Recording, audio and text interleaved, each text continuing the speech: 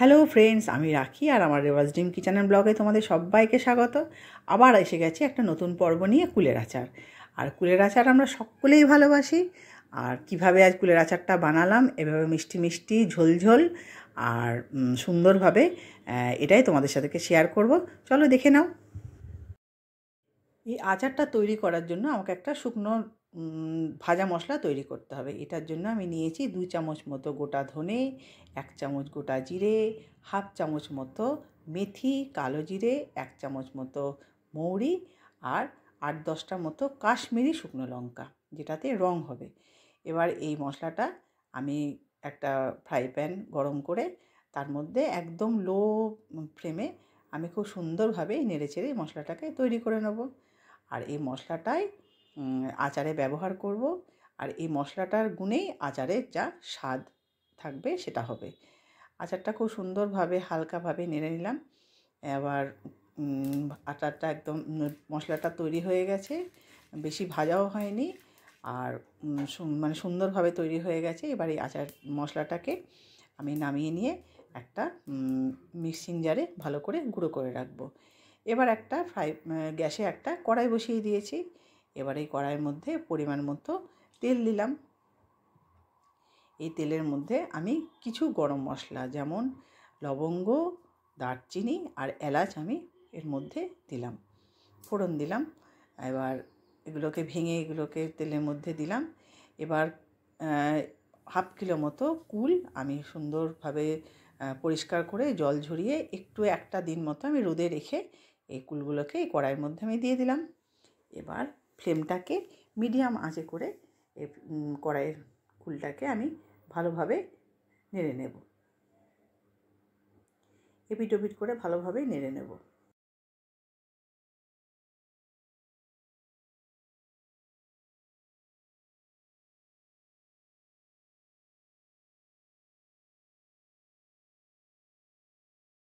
এর মধ্যে আমি খুব সামান্য লবণ ব্যবহার করলাম।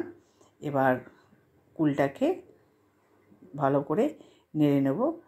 এবার নেড়ে নিয়ে এর মধ্যে 1 কাপ মতো আমি জল মেশাবো, যাতে কুলটা ভালোভাবে সেদ্ধ হয়ে যায়।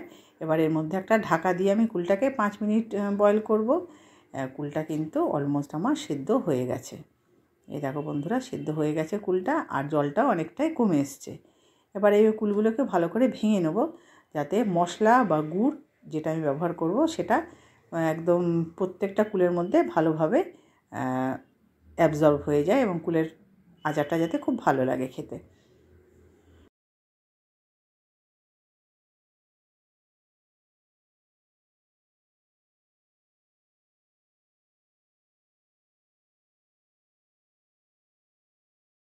এবার এর মধ্যে আমি 500 গ্রাম কুলের জন্য 500 গ্রামই আমি আখের গুড় এর মধ্যে দিয়ে দিলাম।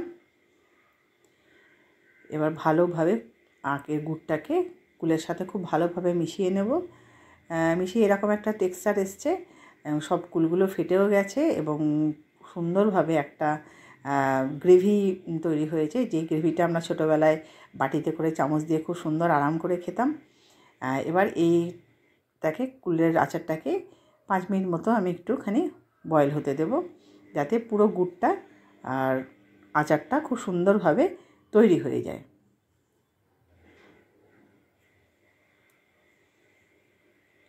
দেখো বন্ধুরা, কুল আর গুড় খুব সুন্দরভাবে ফুটছে এবং কুলগুলো প্রত্যেকটা বেশ গুড় খেয়ে মোটা হয়ে গেছে এবং প্রত্যেকটা কুলের ভিতরে ভালোভাবে গুড়টা অ্যাবজর্ব হয়েছে। তোমাদের একটু ভালো করে দেখিয়ে দিই। এই দেখো এরকম একটা সুন্দর টেক্সচার এসছে, বেশ সুন্দর ঝোল ঝোল। এর মধ্যে আমি আগে থেকে তৈরি করে রাখা ভাজা মশলাটা এবার মিশিয়ে দিলাম। আমার কুলের আচার অলমোস্ট রেডি। এবার পরিবেশন করে তোমাদের দেখাবো। আশা করি তোমাদের ভিডিওটা ভালো লেগেছে।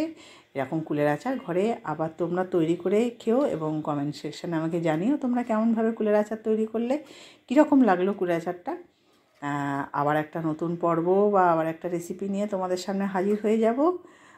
নতুন বন্ধুরা যেমন আছো তেমন থাকো, পুরনো বন্ধুরা আমার সাথে এসো, আমার চ্যানেলে ভিজিট করো, আমাকে সাবস্ক্রাইব করে নতুন বন্ধু হয়ে যাও।